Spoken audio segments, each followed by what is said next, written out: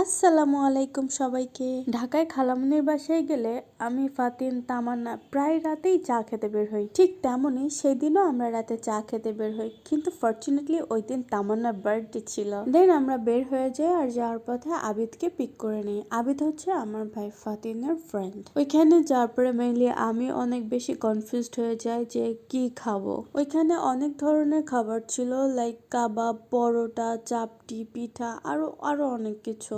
বাসা থেকে dinner complete করেই বের হয়ে পড়েছিলাম, দ্যাটস ওয়াই অত হেভি টাইপের খাবার খেতে ইচ্ছা করছিল না। দেন অনেক খোঁজাখুঁজির পরে আমরা সবাই মিলে মোমো খাই। এরপর তামান্না আমাকে একটি স্যান্ডউইচ খাওয়াইছিল। দেন লাস্টে আমরা সবাই মিলে চা খাই। অ্যান্ড এই টাইমটায় তামান্না খুবই সিরিয়াস একটা টপিককে আমাকে বলতেছিল, বাট আমি দেখেন আমি আমার মতো পোস্ট দিচ্ছি, ভিডিও করতেছি।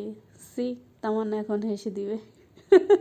বাই দ্য ওয়ে, ট্রিটটা কিন্তু তামান্নার পক্ষ থেকেই ছিল। এরপর ফাতিন আর আবিদ চলে আসে, দেন আমরা বাসার দিকে চলে যাই। তো আজকের ভিডিওটা এই পর্যন্তই। সবাই ভালো থাকবেন, সুস্থ থাকবেন। আল্লাহ হাফেজ।